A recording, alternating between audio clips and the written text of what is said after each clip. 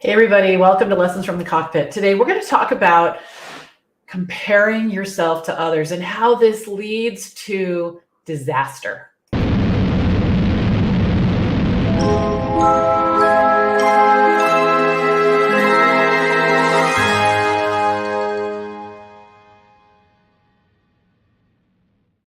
Hey everybody, Belinda Sandor here. I'm thrilled to have you with us for Lessons from the Cockpit. This is my weekly live stream show where I give you both tactical and practical information to grow, create, and scale your VA businesses. So welcome, come on in. If you're new, I work with my students in my free online community, my courses, and my coaching programs. And today I'm going to be your host for Lessons from the Cockpit. So I'd love to hear where you're coming in from in the comments. So come on in. And we are live streaming everywhere. We are on Facebook. We are on LinkedIn, Twitter, YouTube. We are in all the places. So let me know where you're coming in from. And if you're watching on YouTube, ring the bell so that you can be notified every time we go live. All right, good. So let's jump in. I want to introduce myself to those of you who are new to us. So the thing is that a lot of us are in a similar space and we think we're alone, and we don't realize how many people just like us there are in the world. And so one of the things that's important to me as a coach and a mentor is to shine a light on that, because I know for a very long time I felt very much alone in my struggle to figure out what the heck I was going to do with my life, right? So in about 2010, I looked up feeling very alone, and I was walking away from a business that failed pretty epically. I was in the process of getting divorced. I had to sell my house. I had a ton of debt. I was in a special relationship with the IRS, which I've since resolved, but just a lot going on. And the thing about it is I felt like I was really at a debt. I was like in a dead end road. And that was the thing that was the hardest for me. Was I've always been optimistic and hopeful, and I can figure this out. And for some reason, turning 50 and being in this spot hit me really hard. And I knew I needed to start making money as fast as possible so I could support my daughter and I. This is us back then. And so I started looking for a job. I'm working on my LinkedIn profile. I'm contacting employment agencies. I'm doing all the things that have always worked in the past, and I'm getting nothing. And I started to get really discouraged. I had failed at business. What am I going to do now? All the things. And so I started temping. So temping is like contract work, short-term contract work. And so I'm going into these offices, I'm temping, I'm being a receptionist, I'm helping people with different projects. And I'm thinking, I love this. I love admin work. I've always loved admin work. And I was a secretary in the dark ages, back at the 80s and the 90s. And I loved it. So I thought, well, how can I, so I loved it, but here's what I didn't love. I didn't love the commute, and I didn't love the long hours. And I didn't love sharing the money, right? So when you're a contract worker and someone else is, bringing the jobs to you, you give them a percentage, or they take a percentage away from what their client is paying them. And I thought, all right, so what am I going to do? How am I going to get around this? And I thought, well, what if I could go directly to the clients? What if I could go directly? I could keep all the money. I could maybe even work from home. And my wheels started turning. So when I went to the school bus stop a week or so later, one of the dads said to me, what's new? And I just told him my idea. And I thought, this is crazy, but I'm just going to tell him. And he hired me within a very short amount of time. And because what I didn't know was he had started his own business. I thought he was the CEO of something. I had no idea. And he hired me because he'd started his own business. He's drowning in administrative work. He needs someone to do bookkeeping. He needs someone to order supplies. He needs someone to run errands. He needed someone to download software to computers and then walk to the post office and mail them to his employees. He just needed a lot of help, things that I could either do or he could explain what he wanted. And it was amazing. And so the thing about this is though, a lot of us, we target and we prospect and we're very strategic about how we get clients. And really, if you can just relax and start telling everybody you will start to get clients. And we're going to talk a little bit about how to do that in a minute. Okay. So absolutely. And, and then my next client was a complete game changer because he was remote and he wanted me to do something I didn't know how to do that he didn't know how to do. He wanted me to run online webinars and he asked me what I figured out because he didn't want to and he knew that I would be able to. So he paid me. And so now I'm thinking, all right, so I'm getting all the money. I'm working from home and people are paying me to learn. Like, this is really good, right? This is really good. And so now all of a sudden, location is not important, which becomes very important to me in 2012, because in 2012, I met my husband, Greg, who lived in Connecticut, 164 miles away from me. Now he's tied to New York City and the train and the job and all the things. So for me to be able to be mobile and not have to worry about where I'm sitting while I'm working enabled me to have a relationship with him, right? So now I'm working part-time in Connecticut. I'm working part-time in Boston. Emily and I are going back and forth. It's a beautiful thing. Now, before I knew it, there was a ripple effect. And the ripple effect was enough people knew about my business that it was like the L'Oreal commercial, right? And so on and so on and so on. And so now all of a sudden my business is really growing and I'm able to relocate to Connecticut. This is our wedding day in 2021. And virtual assistants made this possible. If I had had a job and I was tied down to it, I just don't think we could have made it work, right? I don't think we could have. It was just too much time. And so with the time flexibility, I was able to create the lifestyle that worked for me. And I know a lot of you want that. I know that you do for sure. And because of this lifestyle, because of this freedom, I've been able to work with over 225 clients over the 14 years that I've been a VA and bill over 20,000 hours. And when you add all that up, it's over $1 million that I've been able to make working from home, helping people doing the same kind of work that you want to do too. And earlier this year, Greg and I bought this charming home that I am broadcasting live from right now. It's on 21 acres. It's near the Chesapeake Bay, and it's amazing. And you know what? It's like here. The thing is that I didn't follow the normal plan, right? The normal plan, I don't know what that is. Let's make it up right now. You go to college, you fall in love, you get married, you buy a house, you have a baby, you get a dog, all the things. That's not how it unrolled for me.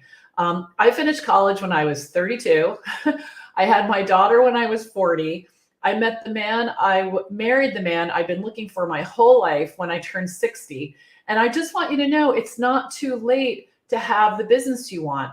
I started Rocket Girl Solutions, my VA business, when I was 50. I could start it again right now. No problem. Really, no problem. So just know that you have to shift your mindset. You have to start thinking about this in terms of what would a successful business owner be doing right now? How would I be spending my time? And make decisions from that place. And one of the things that is critical is that you stop comparing yourself to others. You 100% have to stop comparing yourself to others. And, the thing is that so let me tell you a little story. So when I had my online business that failed, it was called Blueberry Babies. I would stay up at night and I would look at the competition and drink wine and feel sad. And I would always feel so behind. And so like I couldn't do it. And how was I would stay up crazy late hours, changing something or modifying it or I was chasing the competition. And I learned a valuable lesson. And that is, I wasn't trusting myself. I wasn't trusting my brain. I wasn't trusting my processing ability and my intuition and my instincts. And instead I was copying everyone else. No wonder it failed. I was always 10 steps behind, right? Now, the interesting thing is that when I started Rocket Girl Solutions, my VA business, it was in my favor that I did not know any other virtual assistants, right? And over time, I met a few, but I just decided that I was a category of one, and you are too. You are 100% a category of one. And what I mean by that is there's no one else like you, right? People, being a VA is highly individualized, and you don't need to have all the skills, but you need to have the confidence to step into the role. Now, and the way that, and let me tell you how you get that confidence, right? Because confidence is something that you create. It's something that you earn, but you're the one that's holding you back from it, right? It's not like you have to stand in front of someone and prove something and then you're confident. It's a totally inside game. It's totally an inside game. So what I want to talk to you about is, some of you are struggling with pricing. You think, in Ohio, if you Google what is the average amount of money a virtual assistant can make in Ohio, it might say something like $17.50. I made that up. So if you're in Ohio, do not panic. But my point is that, if you're looking for information like that, and then you think you have to fall into line, you don't. You absolutely don't. And there are some things that you can do instead that will build that confidence and build your business instead of sitting sad at night, or whenever you're doing it. I always did it at the end of the day just to ruin the whole day, even if it went really well. And I just want you to know that it's really poison. It's really poison. So if you can, instead of comparing yourself to others, really just relax into action, right? Relax into action and bring your business to the next level. That's going to be what moves the needle. Now, there's a few things I want you to consider. Now, the first one is it's critical that you can talk about your work clearly and confidently. All right. And the good news is that I teach you how to do that. We're going to have a free training. It's going to start on Thursday. It's called VA Business Launchpad. I'm going to teach you. So if you don't know how to do this, sign up. I'll give you the link in a minute, but it's vabusinesslaunchpad.com. It's really critical because what happens is someone asks us, what do we do for work?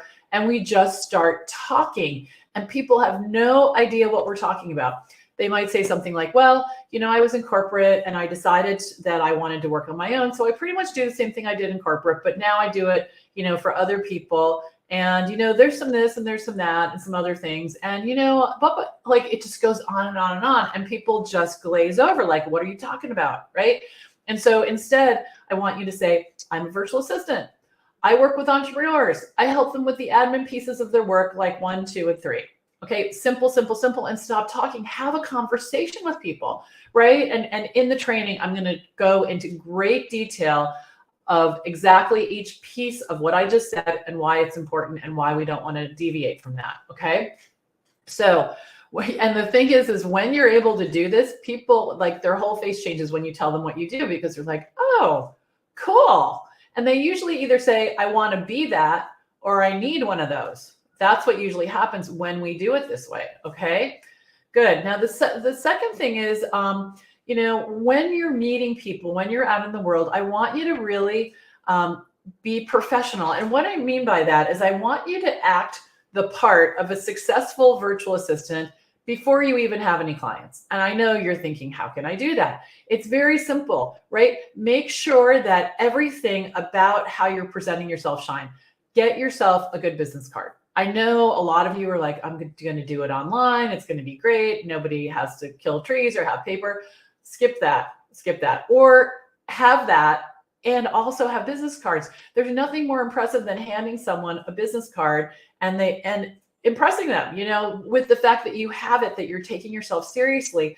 And, it's interesting. I went to a high school reunion this weekend and I handed out my business cards and I have heard from the people I gave them to, right? They're connecting with me. And I think if I had just held up a QR code, it would never be seen again, right? And maybe it's my age, but maybe not. Okay. So definitely be professional. Check your outgoing voicemail message, review your LinkedIn profile. You don't have to be everywhere, but wherever you are representing yourself, make sure that you shine. Okay. That's a much better use of time learning how to update your LinkedIn profile than, looking around at everybody else and feeling bad. Now, the other thing I want you to do, and this is a very good investment of time, is keep your pricing simple. A lot of VAs believe they need different hourly rates depending on the services they provide. They think that some services are more valuable than others, Please do not do this. You're just overcomplicating it. Clients are hiring you, not the tasks you're providing. And a lot of people get stuck there. They think, I can't charge $50 an hour for typing. Well, you can. You actually can, because what they're buying is, or what they're investing in their business is their relationship with you. If you have clients that are very transactional and they're saying, well, to do this is this much and this is that much, they're not a good fit. I would walk away from that. Let them go to Fiverr. Let them go over there if they want a transaction and not a relationship. And then here's the last thing and that we're going to talk about today. And this is, stop trying to get strangers to hire you. I know we go to networking events, we walk in a room, we see someone new, and all of a sudden it's like, how can I get them to hire me? Stop that. It's just painful, right? It's just painful. What you want to do is you want to create relationships with people. You want them to understand what you do. You want to get them on your email newsletter list, and you want to publish that newsletter at least once a month and show off your skills. Not by writing 5 reasons you need to hire a virtual assistant, but by providing useful information that will help them in their business. And what happens is you create a connection. And I talk about this a lot in all different venues, but the thing is really that's at the core of building a business is people will help you build your business. Systems will help you build your business, but getting someone to hire you and being very transactional, that's not going to move the needle at all. Not at all. Okay, because what clients want is someone to work with them who will figure out what they need to be more successful. Okay, good. So it looks like we have lots of people here this morning. That's fabulous. Now, I do want you to know that you're going to compare yourself to others because it's human nature, right? But when you are doing this, when you are locked into this and your head is spinning, I want you to say to yourself, I'm just wasting time. I'm procrastinating. What am I doing? And then I want you to stand up and take a lap around your house, go out and get the mail, get yourself something to drink, take a shower, whatever it is, but shake it off and cut it out. All right. And then get into action. There's lots of things you can do to help yourself stand out, be professional, and have clients coming to you. All right. Good. All right. So I want to make sure that you know about my free upcoming training. We're getting started on Thursday. It's called the VA Business Launchpad. You can sign up at vabusinesslaunchpad.com. We're going to be having, it's a 3-part training all about how to get your business from zero to launched. Okay. So lots of valuable information. The sessions are very involved. I'm working on updating the workbook right now. I'm very excited about it. It's turning out really well. And I hope you'll join me. So sign up. We have over 1,700 people have already signed up for the training. It's going to be epic. It's going to be a lot of fun. So make sure you're one of those people who's in the room. Okay. Good. So until then, I'm Belinda Sandor from Lessons from the Cockpit, signing off. Bye for now.